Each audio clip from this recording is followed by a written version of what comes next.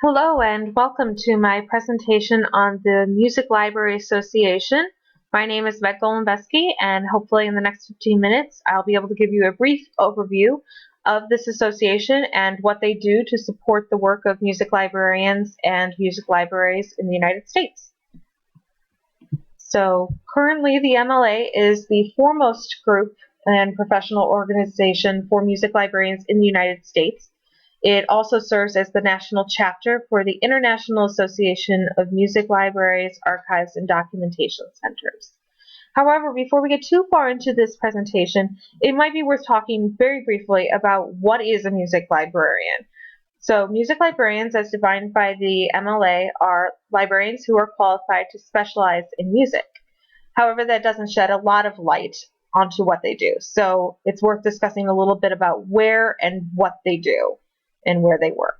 So, music librarians can work almost anywhere that you might find a professional librarian working. So, they work in research institutes, academic libraries, public libraries, conservatories.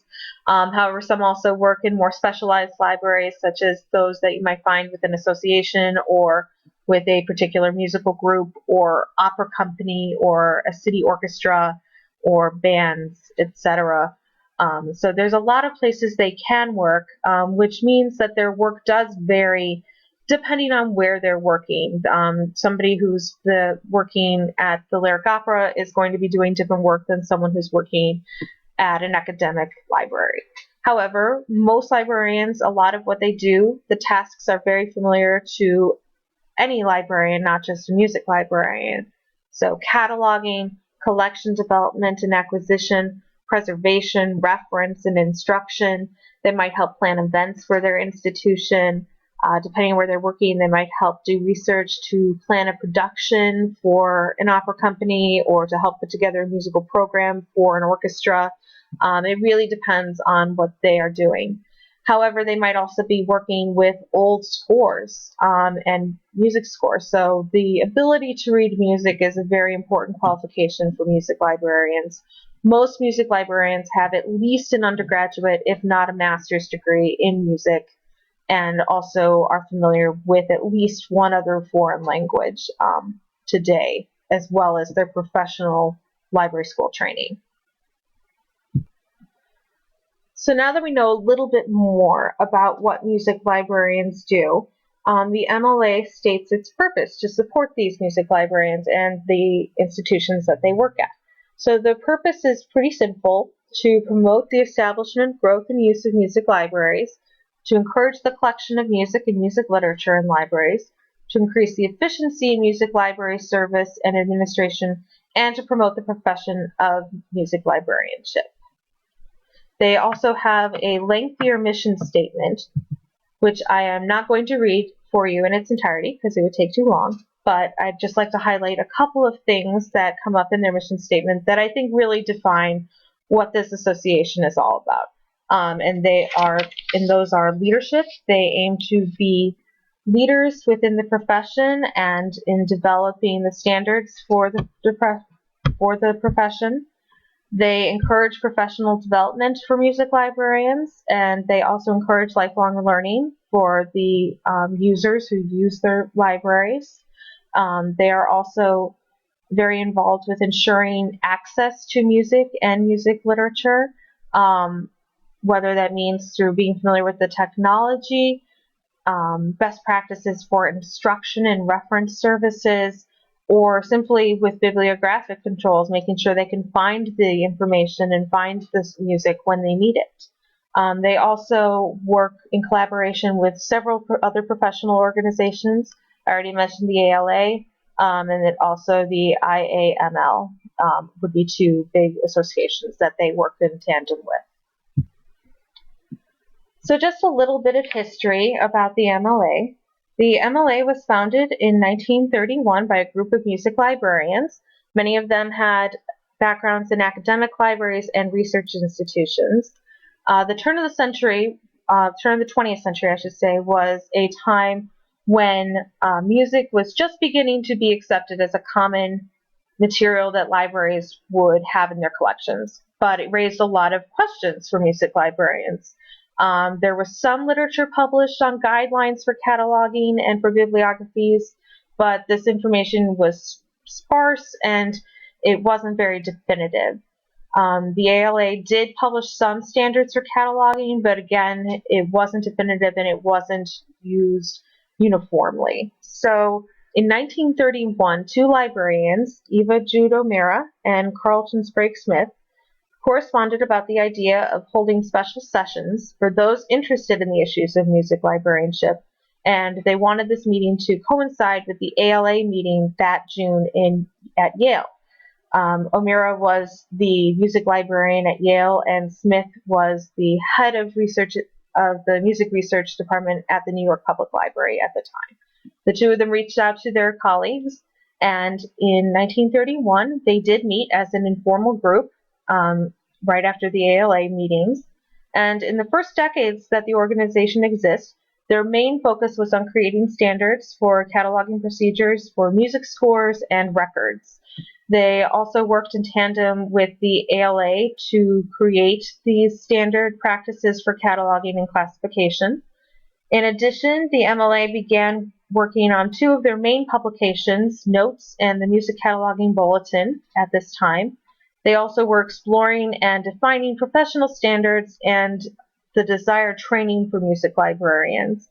At the time, a liberal arts education culminating in a degree in music, knowledge of at least one foreign language, and training as a librarian were the main qualifications. And many of these areas that they concerned themselves with back in the 1930s are still areas that the MLA works on today and addresses today. And the MLA is still associated with the ALA. If you look on the ALA's page, they are one of the affiliated organizations. Another important organization that the MLA works with is the IAML, which is the International Association of Music Libraries, Archives, and Documentation Centers. The IAML was founded in 1951, and their main purpose was to encourage and promote music librarianship on both an international and national level, which spurred the development of several national music librarian organizations. However, the MLA predated the IAML by nearly 2 decades and was already very much its own entity. So the U.S. Did have its own chapter of the IAML starting in the 1950s until 2011, when the two groups finally did merge. But for most of the 20th century and the beginning of the 21st, they did function separately but did work in tandem and collaborated on much of the work that they did. And so here I just kind of briefly wanted to show a little bit of the breakdown of some of the different groups within the IAML and the MLA. So as you can see, the MLA here is underneath the big umbrella of the IAML, but also functions as a separate association in the United States. It is governed by a board of directors, and although the MLA is centered in Middleton, Wisconsin, the officers on the board do come from libraries across the nation.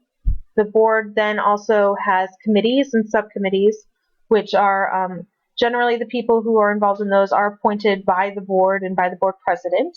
However, some of those committees include working on issues such as cataloging and classification standards, education, and diversity. There are also subcommittees such as the Educational Outreach Committee, which then helps to ensure that all the work they're doing regarding music education within music libraries is being dispersed on a more local level. They also have task forces, which would be appointed by the president of the MLA to discuss current issues, such as the future of music libraries. So the president would create those as needed.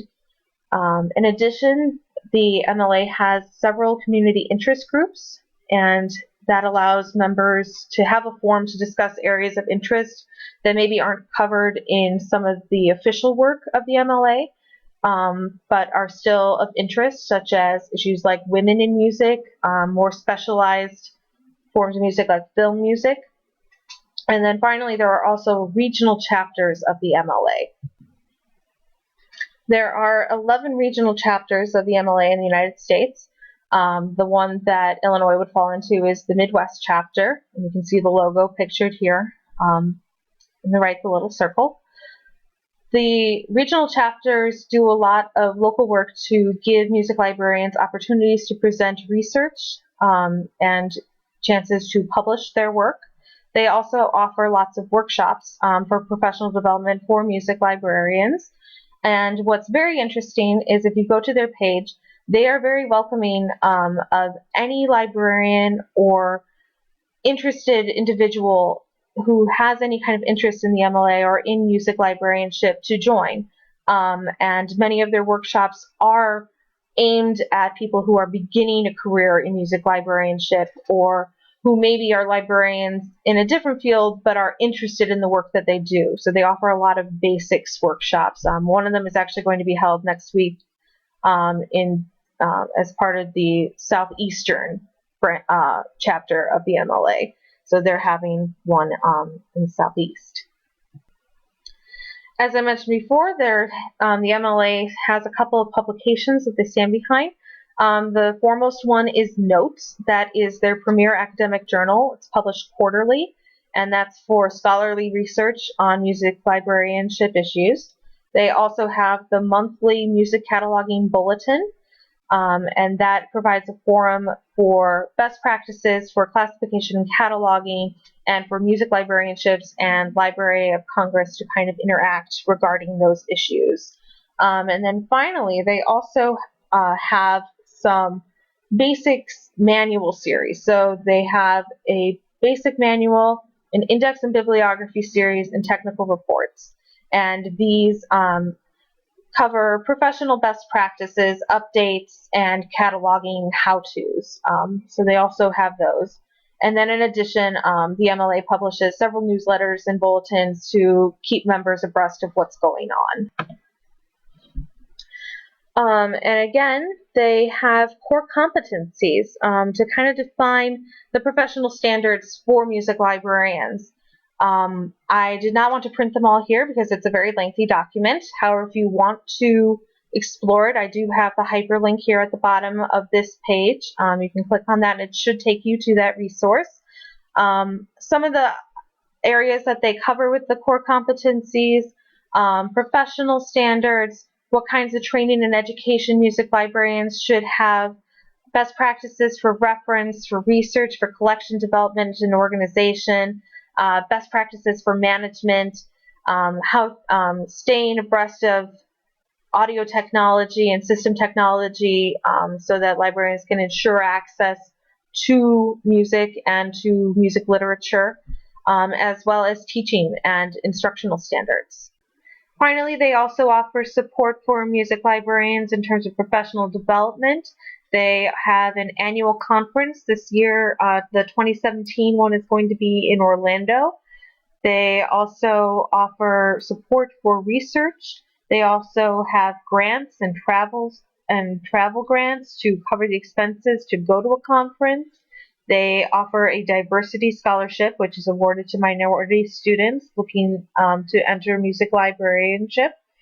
They offer awards that support research, such as the Best of Chapters Awards.